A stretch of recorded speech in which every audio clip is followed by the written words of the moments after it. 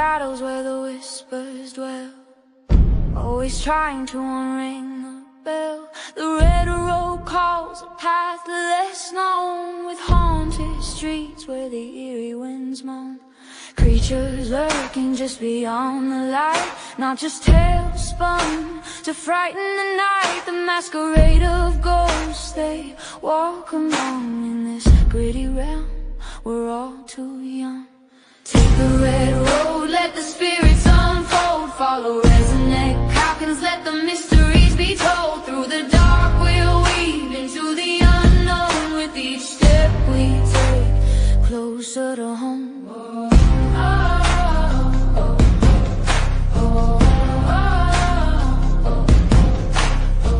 They say it's fantasy, those hidden cries, but the brave-hearted witness the truth in the sky.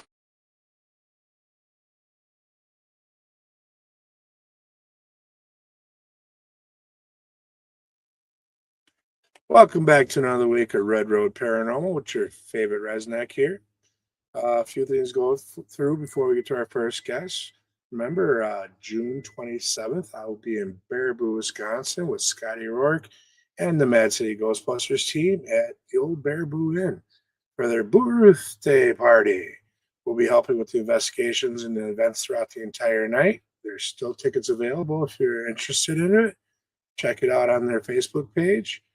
Also, I'll be in New Orleans August 1st and 2nd for the New Orleans Paracon. I'll be down there speaking on a panel about the Native American, paranormal, supernatural, and some of the medicines and protections with it. Now, with that being said, let's get to our special guest tonight, the bearded wonder, Mr. Tom Springer. What's up, everyone? How you doing? Love that beard, my friend. So glorious. It's just glorious, yeah. So, yeah. Hell yeah. So, for those of us that don't know who you are, why don't you give a little bit of background who you are and what you're about? Sure. So my name's Tom Springer. For those who don't know me yet, the beard is my trademark. People seem to recognize me where I go by the beard. So basically, I'm prior military. Had abilities when I was in the military, but did not know I had abilities, and actually didn't walk into my abilities until I was about 4 years ago when I was 49. Okay. Realized I went on an investigation with some friends and actually started picking up a lot of things and realizing they were like, I was with two other mediums and they were like, hey, what are you doing? I'm like, I'm just listening and talking to people around. And they're like, we can do that. How long have you been able to do that? And I went, 10 seconds. So then it kind of developed from there. But I do run the Stuff I Never Learned live stream. And that's simply because that was created because I really didn't know where to turn to ask for help about new abilities or anything else. So I kind of said, hey, let's build a community where we're not breaking the world trying to figure this stuff out and bring on guests who know what they're talking about to kind of help us along. And it's been basically going from there. So now I kind of do a little bit of everything. Nice. So you already beat one of the things I was going to ask you is when your abilities started. Oh yeah. I think it's important to let people know that it happened. Like for me, it happened later. That there's no designated time when it can possibly happen to you. It doesn't happen to everybody in childhood or when you're born, and you're not born into it because of a gifted family. No one in my family has ever known about anything like this, and I'm the first one. So yeah. Well, they say that everyone has the abilities, is whether you choose to believe in them or to accept them. Correct. So I know in the era that I grew up in, if you told people you had abilities, you're nutty in a pet coon and you had a straitjacket on. Oh yeah. Or you end up where a devil worshiper, according to a lot of the religions. Right. They didn't believe in it. Yeah. So it was very taboo growing up. And it was very interesting growing up because I actually come from a Pentecostal Christian household, and my grandfather was an actual Pentecostal Christian. So my whole family was very religious. I grew up in the Pentecostal Christian faith, and kind of left the faith for a while, but always had the beliefs of it. And I still hold some of those beliefs with me. But you're right. It was definitely interesting growing up. And when you'd see people like us, then you were like, what's wrong with that person? But now it's a lot more common. Now it's a lot more basically appreciated in a way to be accepted by others because of your non-linear religious thinking. So Yep. yeah, It's. I'm glad we're in a day and age that we are. right. You know, because it makes it a lot easier with life to be able to admit openly what we are, who we are, and what we're about. Yeah, it took me a good couple of years even to like bring it out to the open at my work. Because like I said, I'm prior military, but I also still work for the military. So to talk about it openly, even in my office or in my unit I'm with, was a little questionable until they were very accepting of it. Yep. So I actually offered up a service. We do a services auction, and one of the services I offered was to offer to take people on a paranormal investigation with me for a day. Nice. And they bid on it. It went crazy. It like lit up like wildfire. So it was good that it took off so well. So that is awesome. Yeah. You know, I know the military, they've been studying the psychics and all that for years. Yeah. You know, you would have to, they automatically would have been open to it when one of them comes out and says, yeah, well, I have these abilities. And yeah. I'm about. Yeah.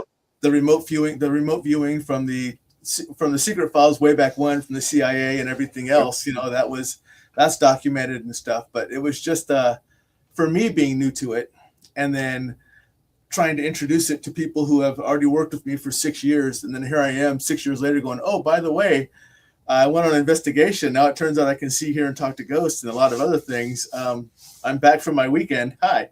So yeah, right.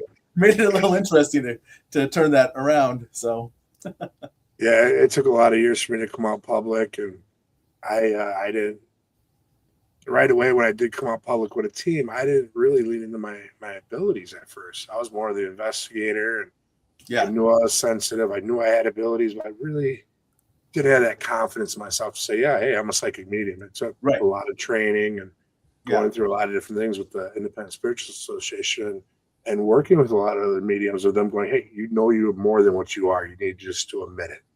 You need to admit it to yourself, admit it to the world, and take your path. Yeah. Yeah. That's kind of how I had to come about, because I'm like, oh, great. I'm part of an investigation team. But I was always like, but this is happening over here. And with the team, I would talk about it. But outside, like when I would like take people on investigations and stuff, I was just like hand out my equipment and go, this will tell us what's out there, rather than saying, and by the way, I can do it too. So I kind of stepped away from that for a little while. But now I tell people, I'm handing you the equipment so you can validate what I'm telling you, so you can sense it yourself. So I use the equipment to validate what I'm feeling, picking up on, what I'm experiencing. And I love that with the equipment, but I think a lot of teams rely a little too heavily on the newer equipment. I do too. I'm okay with it if that's all they know and that's what they're used to. But if someone is on the team that can basically read ahead of time, and they basically, like if I was out on an investigation, I very much trust my abilities. But if they're telling me I'd rather see the equipment happen than you, at some point they have to understand that I have been right 99% of the time, and the equipment's been validating me. So maybe you can trust me more than just relying 100% on the equipment. Yep, so, exactly. And I'm fine if they want to use the equipment, because that does validate those who don't know or can't see or feel or hear or anything else that this is actually what's happening. But most of the time, you're going to know ahead of time, because I'm going to be like, oh, by the way, someone's here. Let's start asking questions. And all of a sudden, like a REM pod starts going off or something else. They're like, how'd you know? And I'm like, you asked me to tell you when there was someone here? What you brought me along on it. Yeah, what you brought me along for. But yeah, so it's a lot of fun to do. Cool. Hi, Kimmy. Now, do you actually see them, or in your physical eye, in your third eye? How does your abilities work with you? So mine are kind of mine are very hybrid. The first one I saw was actually an apparition walk in on me. So I actually saw her, and she started talking to me, and we were literally with two other mediums, and I started talking to this lady, and they were like, whoa, and we were like on an overnight, like a whole weekend investigation, and we're 10 minutes into this overnight investigation, and we're sitting in the living room getting a game plan together, and I watched this lady walk in, and I'm like, oh, hi, and I start talking to her, and they're like, hold on a second, who are you talking to? And I'm like, well, this lady over there, and they're like, hold on a second, we know she's there because we're mediums and we can sense her, but what do you mean you can see her? And I'm like, I'm literally looking at her, having a conversation with her right now. And they were like, how long have you been able to do that? Like I said, I was like, now? And they were like, oh, this is going to be so much fun. So we've had an understanding through that. And for the time I've been doing it, is that they don't have just one way to come to me. If they want me to see them, I will see them. If they just want to talk, like when I do mediumship readings, I don't get symbols and signs. They're literally talking right into my ear saying, tell them this, tell them this. So I don't have to figure out what a red balloon means for somebody else. That makes it so much easier. It really does. They're like, tell him he's an asshole. Oh, sorry. I don't know if I can cuss. I admit it. I'm a lovable asshole. It's okay. But they're like, so tell him that. And I'm like, okay, great. So so they tell me directly what I want to say or what they want to say. But when it comes to things like paranormal, I also have another side, which a lot of people seem to be more interested in, which is my ability to see, hear, and talk to earth, wind, water, fire, and metal elementals. From our environmental Native American side, from our indigenous side, I can actually just talk to them just like I am you right now, right. and see and discuss with them. So it's really interesting to have these conversations. And when I go on home investigations now, when people contact me to say, hey, I think I have something in my home, there's a lot of times that I have to kind of go in and go, it's not a spirit. Something has been disrupted around here, and it's environmentally causing the issue. And so now you're dealing with an elemental, and have that discussion with them about it's not dangerous to you. It's just it doesn't understand the human energy. So when it works, it pumps out this huge amount of energy, and you're getting overwhelmed and anxious because of the energy you're feeling from it. And all of a sudden you think you're scared because you're being attacked by something. It's really not. It's just trying to like heal the earth or trying to take care of it, whatever. But you feel it the same way you would a spirit. But when I walk in, I feel it and see it totally different. So I can help differentiate between those two. Yeah. When I've had interaction with the elementals, they've always had a very more dominant feeling to them versus Absolutely. A regular spirit. Yeah. It's larger than life. Yeah, that's really. It's not. I've never been able to find a really good way to explain. Yeah, it's like. I try to tell people it's Bill. I was already there. I went and talked to a couple of them while I was there when I was at the last event I went to over there. Yep, that's my home haunt. Oh, is it? Yeah, I was out there. We went out there last summer, blistering hot out there. And that's actually where I met up with, where I first met Gwen. But I try to tell people that there's definitely a different feeling. But if you have not interacted with either one, spirit or with elementals, you just get anxious and you just like freeze up and you don't know what to do. But it's constant because they're literally using that energy all the time to help heal the earth, whatever form it is. But it's definitely a different feeling if you know what you're feeling. And that's what is nice when I walk with other people and they're like, we go on, like they'll ask me, hey, come do a home investigation with me. They're being told they're being haunted. And we walk in and they're like, I don't know this energy. And I'm like, I do. And they're like, what? So then we start talking about it. And they're like, oh, hey. So see, it's like Beetlejuice. I said her name and she showed up. Right. Yeah. So that's kind of how I try to describe it to people is if you don't know, it's just going to feel the same initially until you're around both of them. And then it becomes a completely different, overwhelming for you. And I try to explain to people, spirit is easier to reason with than elementals, because elementals, their whole goal is just to protect the earth and to fix the earth and to heal the earth. Whereas one track mind. Right. Yeah. They don't have they don't have a human conscience. They don't have that. Yeah. They don't care how we feel. If their tract of land is in the way from them healing the earth, your tract of land is going to get cracked or whatever else, because I always tell people there's a good example I have of this is, I had a friend of mine who was going to build a home and, they leveled a bunch of land and he called me up. He goes, Tom, I don't know what's going on. I've tried to put my foundation down 3 different times and it keeps cracking. And I said, did you fell a lot of trees and wipe out a lot of nature before you did it? He said, yeah. I said, have you given anything back yet? He goes, what are you talking about? I'm like, do you have plans to plant bushes and trees and stuff around your area? He goes, yeah. I go, do that first, like just a couple of them, just so they know you're going to heal the earth back, and then pour your foundation. I go, it's kind of like an offering to them. And he did. He was like, and then he calls me up. He goes, dude, what are you talking about? My foundation didn't crack, and now I have all this stuff up around me. So I'm like, yeah, it's exactly what it is. Yeah. You know, another thing, put out a spirit plate for him. Oh yeah. You know, Yep. leave tobacco for him. That's exactly what I tell them. I'm like, hey, do tobacco, do wheat, do whatever to put down as some form of an offering to them, to let them know you're giving them an offering to allow to work on the earth, and they'll accept that. Sometimes. Yeah. I can't say all the time, but sometimes. Some of them can be a little stubborn, but they can. Yeah. So my first encounter with an earth elemental was kind of surprising. This is when I realized that a lot of my abilities I'm developing, I've had from way back when, and I'm just relearning them. Yep.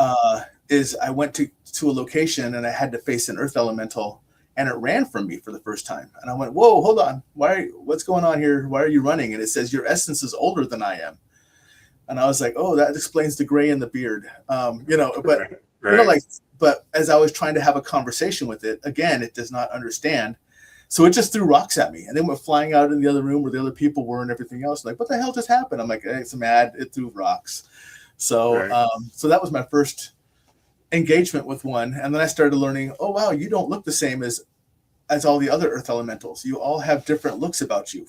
You're basically, I tell people it's like when you look at your family or your cousins or whatever else, or whatever, where people are from different parts of the world, that's what they look like. They look like that dynamic. If you're in the mountainous area, they look like large, boulder, rocky types of elementals. If you're in forest, they look like tree elementals, and kind of like a group. Right. And it's trying to explain to people how I see them is sometimes a lot of fun to explain. I draw, like, I can't even draw a stick figure. So when I try to draw out what I'm seeing, it looks like a bunch of scribbles. And then I think I somehow add in some letters and numbers, and I don't know how they got in there. And I show them the picture, and they're like, what the hell is that? I'm like, I don't know. So. Well, you know what? Take a blending stump. Once you get it all on the paper, and take that blending stump, kind of work with it a little bit, it'll start giving a little bit of definition to it. And I bet you I didn't think about that. Will come out of that. Yeah, I didn't think about that. That's a good call. So a little bit of an artist, that's all. Yeah. Again, stick figures, no. We're lucky I can draw letters and numbers correctly. So right. I make doctors proud. My signature does. I've been told for years I should have been a doctor when I looked at my signature. Yep. So you mentioned indigenous ways. Are you a member of a tribe? So unfortunately, I have not been able to go back and get my identity proven. But my father passed away when I was very young, when I was 3, and my grandfather already passed away too, and stuff like that. So I haven't found the path to go back to prove my lineage on that. I know I'm 4 different types. I'm kind of a blend from coming up the Trail of Tears. I'm Choctaw, Chickasaw, Cherokee, and Cheyenne, so I'm kind of a blend. Okay. But I'm also Norse, so that's where the weird combination comes in of how I look. Right.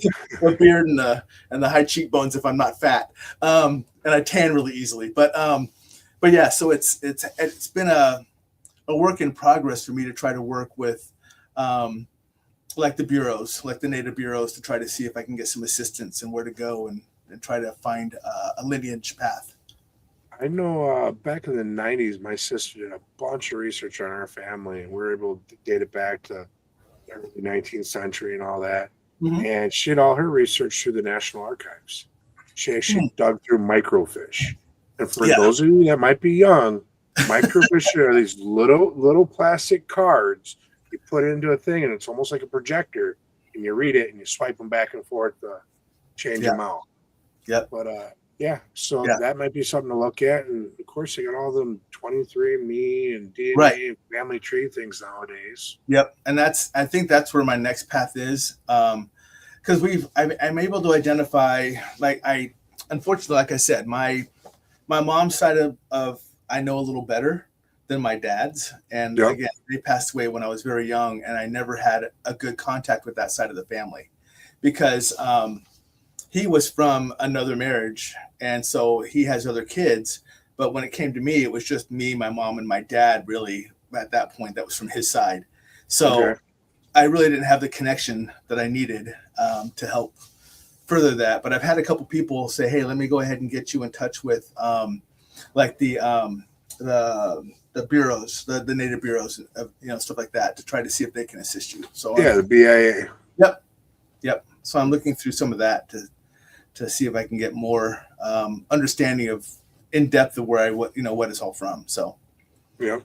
but growing up, that's what was like written down that my dad had and everything else that I've grown up knowing. So Okay.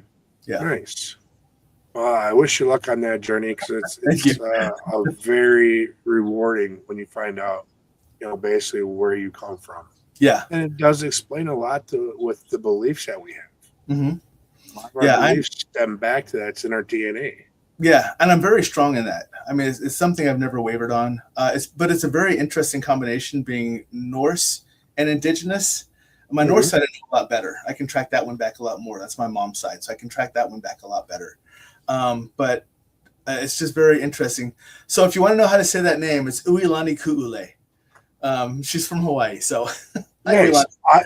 My niece is over in Hawaii. She works on that big telescope over there. She's one of the scientists on it. Yeah. So most people call her Mary because they can't pronounce Uilani Ku'ule, or they call her Uilani. So Ui sounds good to me. she's a bleed over from when I do my show. So Nice. that's When are your shows? So when are they right now? Yeah. Or what are they? So When? So We'd say what too, but so right now my primary show is actually on hold. I'm not going to start that back up again until fall, and that's the one that's the main one. My stuff I never learned from a school book. okay.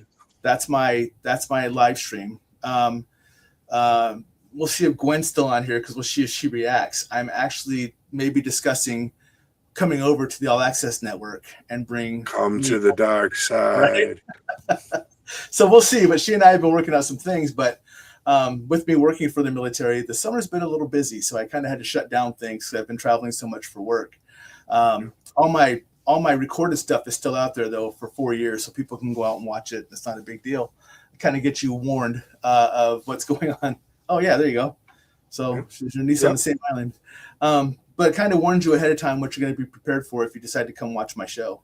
Other than that, I'm the Midwest director for something called the Paranormal Existence Research Society. I don't know if you know Bill Slevin, but he's our primary director. And we're a worldwide group. And this is when I do my home investigation stuff, because we have a huge team of people across the world that we can reach out to and say, hey, I'm doing a psychic and mediumship type of thing, but I need something from here, or I need something from here. So we can go pull from the team, because there's so many different people in the group that we can. And our the greatest part about our home investigation stuff for people who think they have something is we're free. We don't ever charge for anything, because it's too easy to dupe people into believing what you have and say, hey, you have something here, and for $5,000 I'll get rid of it. That's just wrong. So so that's the other part I'm in, is that, but that's not really a show. That's just another program. That's another part that I run. And then I do have my own investigation team. It's literally just me and my wife. We get asked all the time for people to join, but we do have a team that we're the Sixth Sense investigation team. So very cool. That's who we are. So, but yeah. I'm no longer team affiliated, so I kind of help out with a lot of other teams in the area when they call me and say, hey, mind coming helping out this investigation, whether it's a private one or a public one, stuff like that. And I've learned now, since I've become an independent, I love the freedom and the right that, when people call, I can say, yeah, I can be there tomorrow. I don't have to run it up the chain and see if they got everyone's time. Yeah. And for us, it's big to see, because it lets us see how other teams investigate, because it is just my wife and I. And if we're just like, hey, people say, hey, do you want to come investigate with us? We would love a couple more hands. We're like, sure. And it teaches us a different dynamic that maybe we hadn't thought of. And it also teaches Exactly. them the same thing. Like, oh, you guys do this. That would be a great idea to do. We should start using that. And I mean, I have a hard time with some of the community right now because nothing we do is proprietary. We're all investigating. You know, I Yeah. don't. Maybe some of your equipment's proprietary, but investigations. I don't care what you use of mine that I already, that it's a way I do or whatever else. Use it. If it helps you, it helps Yeah. you. We're all trying to find the same thing. So Exactly. it helps you do it. So Yeah. Yeah. I'm not too much of a fan of the community with all the egos. yep. Just gonna put that out there. Yeah, I I'm not think even. if we work together like you do and like I do with more teams, not only are we learning from each other, but we're advancing and building bonds and friendships Right. that later could help someone else down the line. Right. Absolutely. You know. Yep. So and that's the biggest thing with those of us with abilities. That's our job. We're basically healers. Right. Whether it is you need a word from someone from your past that might be passed away on the other side, or if you need to heal your house healed, if you're having any issues, when we come in and do a clearing, we're healing the land and the spirits that are there Right. and helping them coincide with them. Yeah. Yep. Or remove them if they do not want to play well with others. So Exactly. yeah. Yeah. I'm amazed at how many times. Actually, I can't say I'm amazed anymore. I used to be amazed, but how many times I went to someone's home and they were like, "Oh, I'm haunted. I have a demon," and I walk in and I go, "Ma'am, that's your grandma.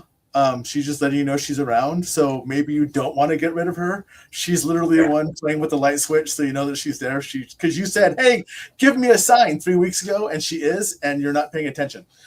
Right. You're like, I'm grandma staying here. We're good." A picture flew across the hallway. Well, whose picture was it? Grandma's. Well, maybe she's trying to give you a sign then. Right. Maybe you're trying to fight through something or figure out something, and you're looking for help. Grandma's sending you a signal. So exactly. Yeah. And tell everyone right now, be careful about the signs you ask for.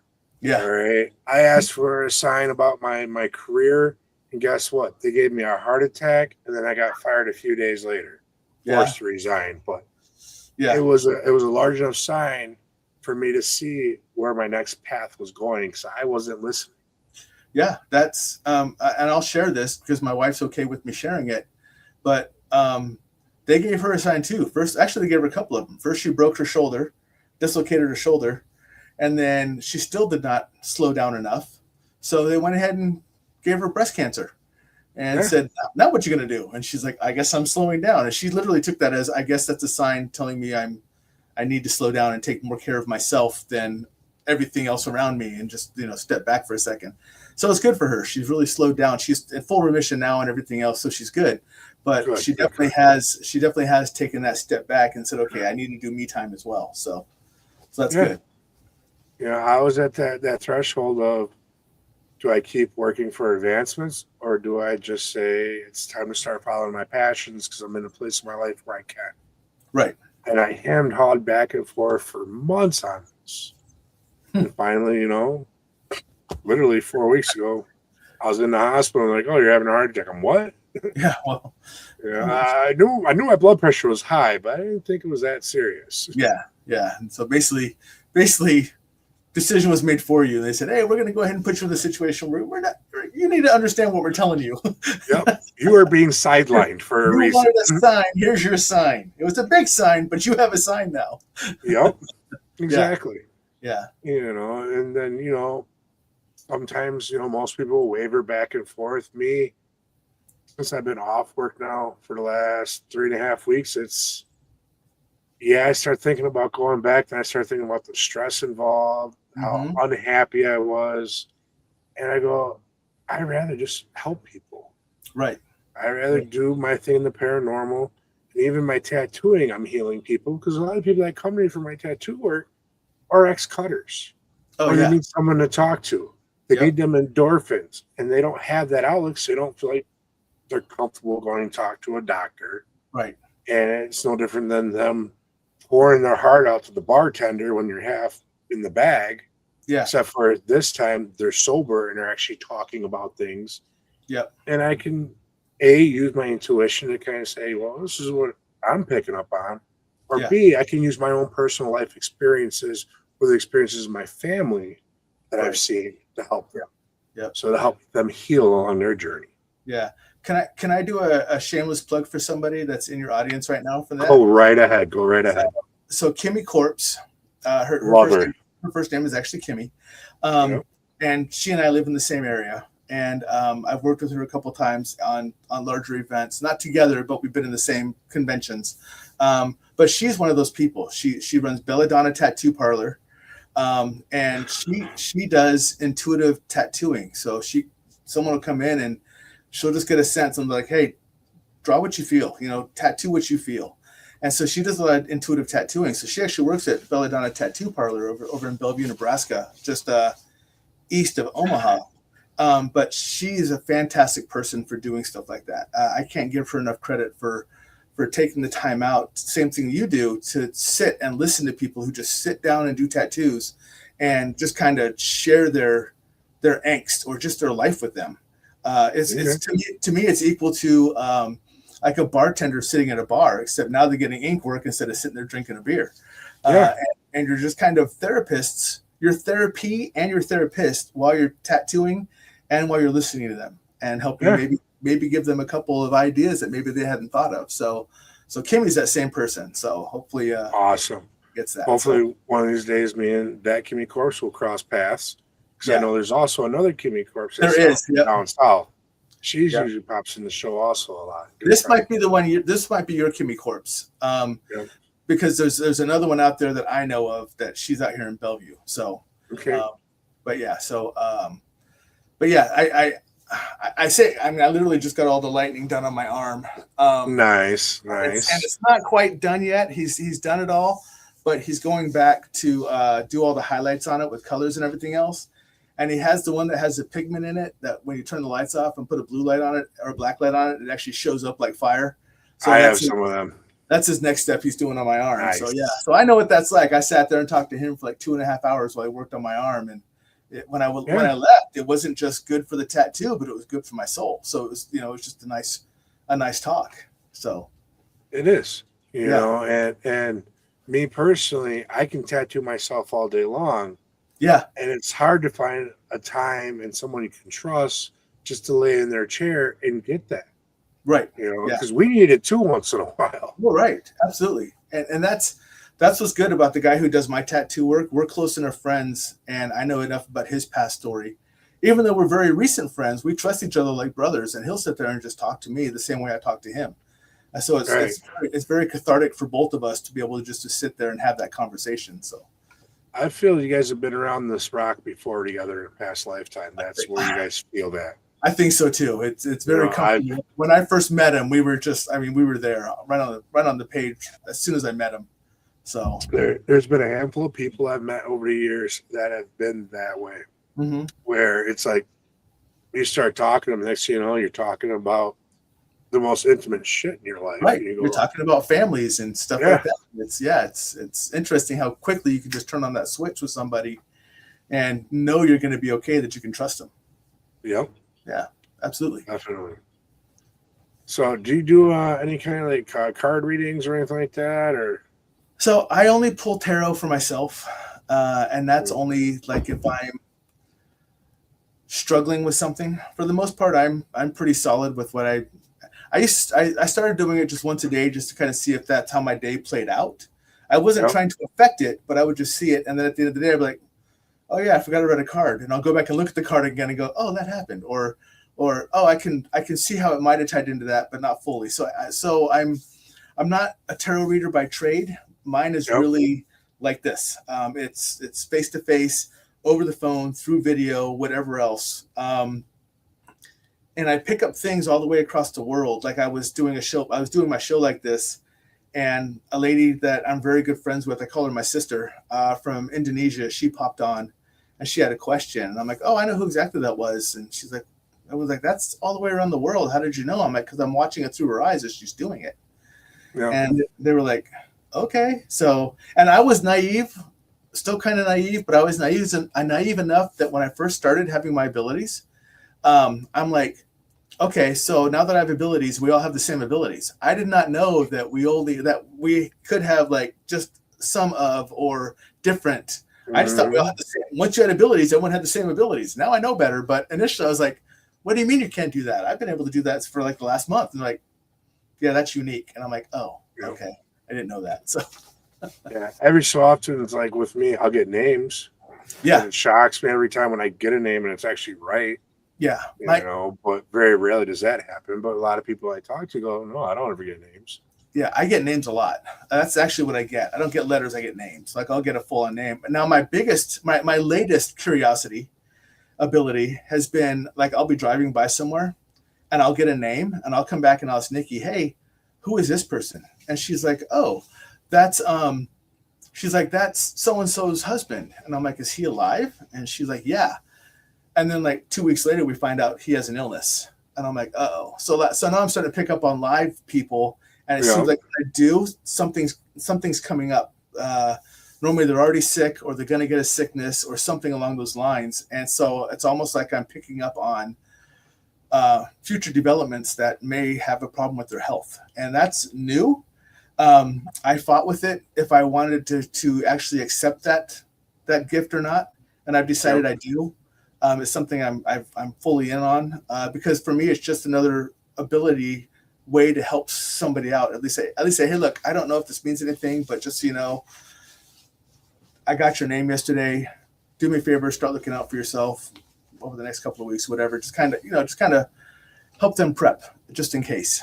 But that's a very new situation for me, probably the last 2 or 3 months that I'm starting that. So, yeah. Yeah, becoming a medical intuitive.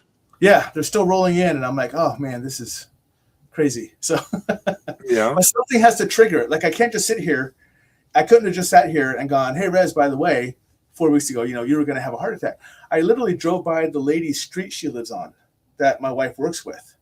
yep. And then when I got home, I'm like, "Hey, I drove by this lady's street. Who is this person?" She goes, "That's her husband." I didn't know her husband's name. And I'm like, "Well, I got his name." And she's like, "Well, he's still alive." And then we found out that he has a sickness that he's going through right now. But so it has to be a trigger going by them or coming in touch with them or something else that triggers a live name. It can't just be a random, I wake up in the middle of the night and go, "Well, shit," type of thing. It has to be something that triggers it, or I'm near that person or that area or something. So Yeah, some randomly every so often I'll get someone that I know in my circle. They'll pop in my head and a message will come up or something, and I'll reach out to them. "Hey, are you okay?" yeah, For some reason, I don't know why, but we need to talk. yeah. I did that with a very well-known person not too long ago. I haven't reached out to her forever, but she was on one of my shows. We kind of chat back and forth like once every couple of months. But it's been a while since I've been working that I probably have reached out to her for like 4 or 5 months. And all of a sudden I reach out to her just to say, "Hey, thinking of you. Hope you're doing fine, everything else." And then it was, "Hey, I appreciate it. My dad just passed away. How did you know that I needed someone to reach out?" And it was just the sixth sense that you just pick up on and say, "Hey, I need to reach out, at least say hi. Are you okay?" type of thing. And it's amazing how many times we do that because we're so connected just through soul connection or whatever else. But I mean, everyone you come in contact with throughout the day, you are now soul connected for that person, unless you actually separate before you go to bed. And a lot of people understand that. Like I have to separate everybody before I go to bed and say, "Hey, Rez, I'm talking to you today, but later on tonight, I got to disconnect from you because if you start feeling anxious or angry or something else, I can still pick up on some of that, and it can cause my mood to go, why am I so angry? What's going on?" And it's somebody that I connected with throughout the day, and I'm just not recognizing it. So that energy is still feeding me, or they're still taking on my energy. So I think a lot of that comes through to us that we recognize I got to reach out to somebody and just make sure they're okay. So yeah. There's several different ways to disconnect. I don't know how you do it. One of the initial ways I was originally taught is start like brushing yourself off. Imagine your hand being like a knife blade, and you're cutting silver cords away from you. Yep. That's all the connections that you've gained over that day. Yep. Mine is simply just visualizing it. Like I basically see myself standing, and then I just have this large basically blade come down and just cut all the way through my entire length of my body. in front of me to separate those cords. And I send back all their energy with love and light every single time. Yep. But then I recall my own as well, saying, this belongs to me now. You can't have it anymore. This is mine. And you have yours back. So, yeah. You know, another way I've learned is visualize that white light that starts within you, and it starts gradually growing outward to the point where basically it bursts out of you. Yeah. You see them cords drop off. You see everything push out of your area. That's another way I've learned to kind of cleanse my house without having to bust out the sage or the cedar Right. stuff like Right. that. Yeah. Yeah. And for the people who know me or even don't know me, a lot of people use the white light. I'm kind of stubborn. And I want stuff to be able to get as close to me as possible without being able to touch me. So my image that I see is literally like a superhero suit pressed up against my body, but it's made of like the golden light of God, and I call it a golden dragon mail that just sits on me. So nothing can penetrate into it, but you can get as close to me as you want to without affecting me. And I'm more than happy to share energy that way. But if I want to let you in, I'll open up a spot. But otherwise, my energy is mine, type of thing. Yep. So, and that's the same way I go on investigations, because I want whatever it is to be able to come right up to my face and get this close, and know that it can come have a conversation with me, but there's no way it's getting through my armor. Right. But there's a different reaction if you try to come through my armor. It's not going to be pleasant to you. Yep. So, this is my sacred bubble. This is my sacred armor. my space go away. Yes, absolutely. Yep. I know Christina Bloom, my bestie. She describes it as the trailer ball hitch. You know, think about being encased inside of a ball hitch. Yeah. And things are so hard. Think about how much damage they do to us every year. We run into them. To our shin. All the time, right? Oh yeah. So that's some of the hardest thing is. You're not going to snap a ball in half. No. So that's what she teaches in some of her classes. Hey, picture that around you. Yeah.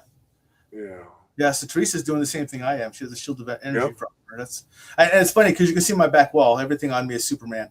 And that's literally how I see it, is that tight of an armor. So it can come right up to me, but not penetrate me at all. So. Yep. Yep. Yeah. Now, have you ever deal with anything real like dark or negative or anything like that? I have. We went to so there's been a couple of times, but one of them I share with people. I don't tell the location.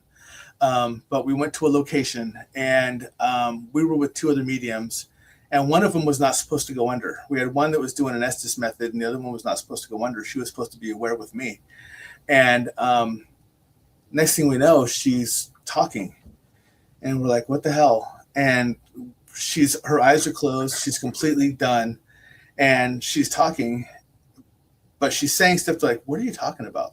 And just before that, there was a distraction that happened on someone else so that she can jump into this person. And so the distraction really worked, and it pulled all of her attention away from one of our friends, and she got jumped. And at one point, after we were trying to get it out, she said, I want you. And she was looking at my wife at the time. And my wife goes, me? And her eyes go completely black. And she turns and she looks at me and she goes, no, you. And I went, okay.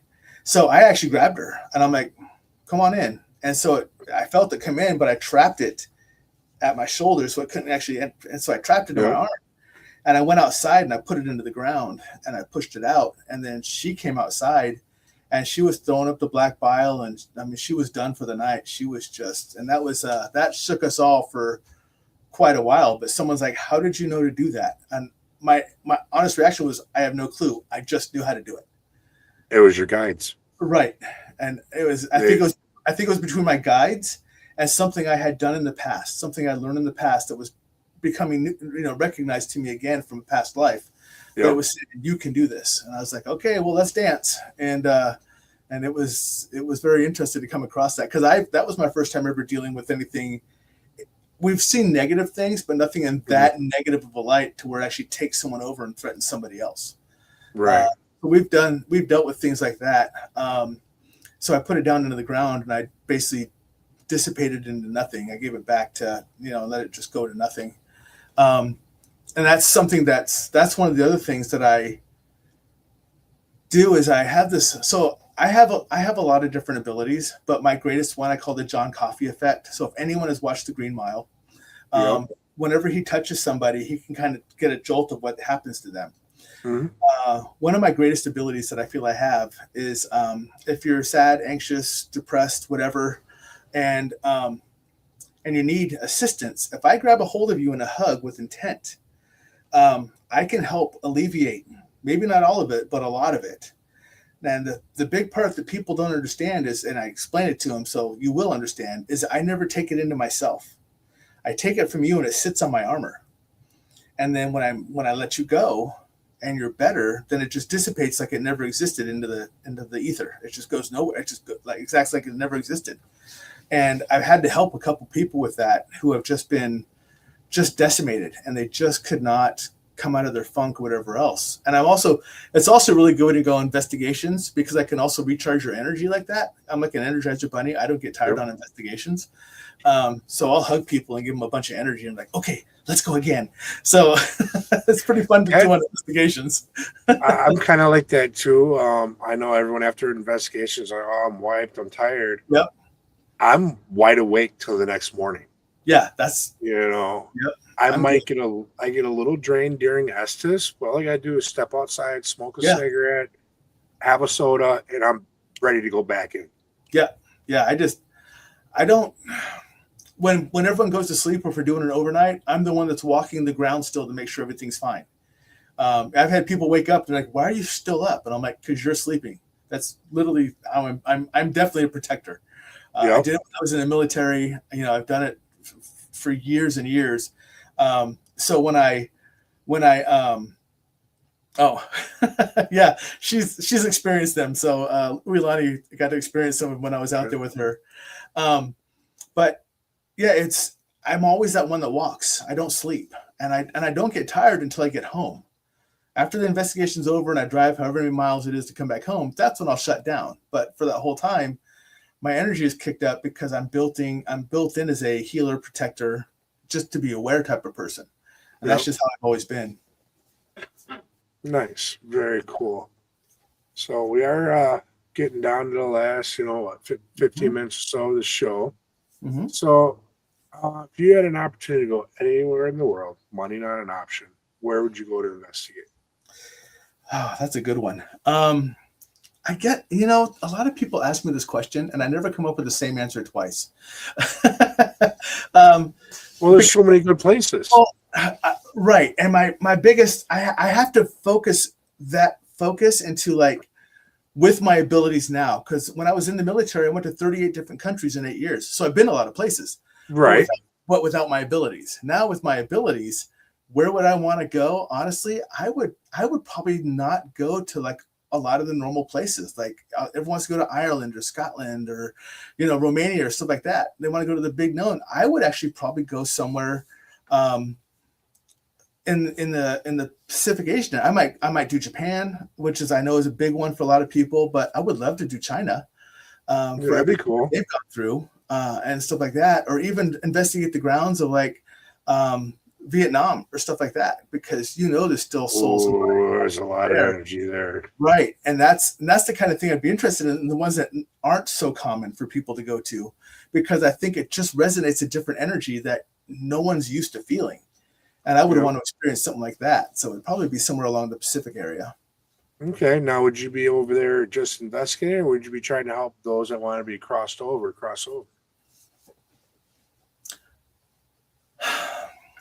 So the question always comes down to, do I have the right to cross them over? If a family member asks me to help cross someone over, then I will help them cross over. Mm-hmm. If it is a being that has passed and has just been stuck, quote unquote, stuck for a while, and they're just lost, I may try to help them cross over. But I will always try to seek permission first to cross someone over before I cross someone over. So that's for me, that's kind of a double-edged sword. I have to make sure that I've exhausted all opportunities to help the person, find out first if I'm allowed to before I do it. That's the proper way to do it. Right. I've had times where I've had to help spirits cross over. That's because they wanted to. They were here, and either they didn't know any better or they thought that it was all fire and brimstone if they crossed over. Right. They were scared. Whatever the reason may have been. Or they just didn't know how. Like they're just like, hey, I don't. It was an instantaneous death, and no one gave me a rule book on how I'm supposed to go from this side to that side. You know, right? Where's my playbook? So yeah. Yep. So yeah, I get that. That resonates totally with me. Good. Now, what's your thoughts on UFOs? Just throwing it out there. I believe in them. So one of the other abilities that I've had for quite a while is when I hear spirit here, I hear it here, or I feel it here. Yep. When it's other dimensions or other beings, it's through my shoulders. So it's a totally different feeling when I'm talking to a different dimension or a different location outside of what we consider our spirit realm. The feeling hits me differently, and the voices are different. I can still understand them, and I think that ties to the fact that I know that I have many starseed pasts, and I have DNA in different starseed locations. So I believe I can speak the language. This is why I understand them a lot.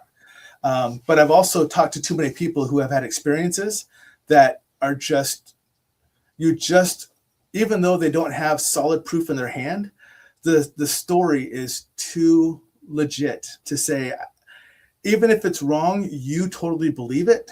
So I have to trust you're the one who experienced it.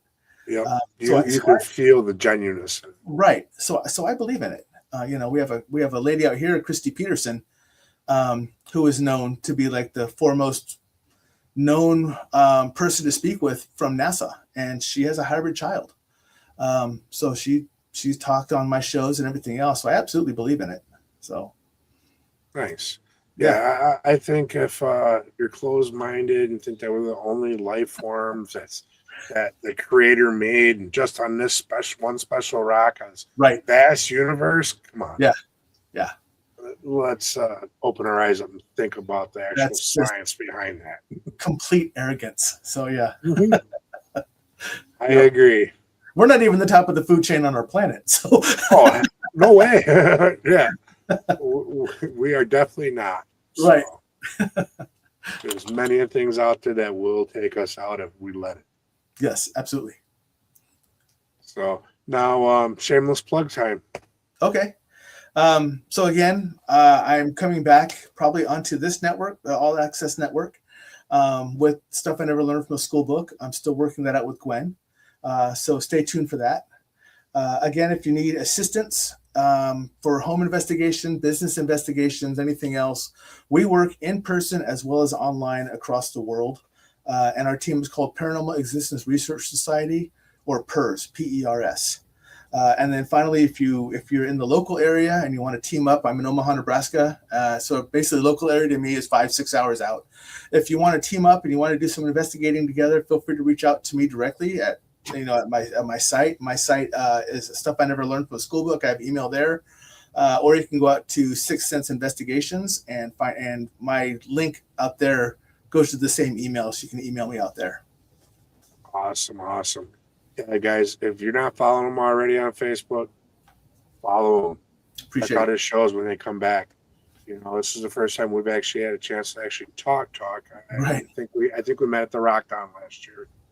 Yeah, I think. Yeah, it was a Paranormal Rock Down. That's where we were at. Yep. So, and when I first heard the name, it didn't dawn on me until I seen the beard. Like you said, else. Well, that's I've actually met this guy before. That's actually where I met Gwen and Bill and all them too. It's the first time I met them, so it was great.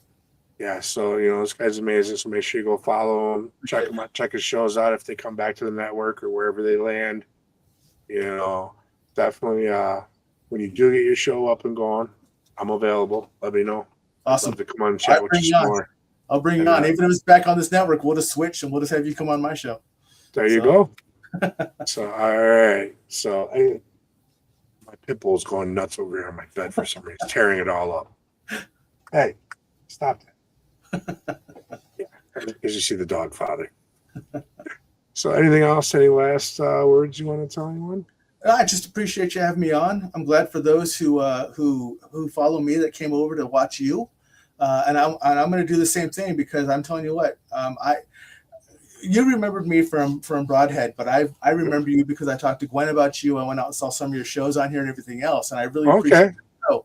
So if you're not following me, if you're not following Red Road Paranormal, get your ass out there and start following, because Rez is a hell of a guy. So thank you.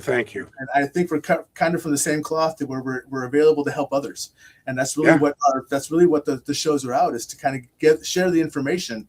I always tell people, it doesn't matter how funny or how dumb the show is, you're always going to learn something new.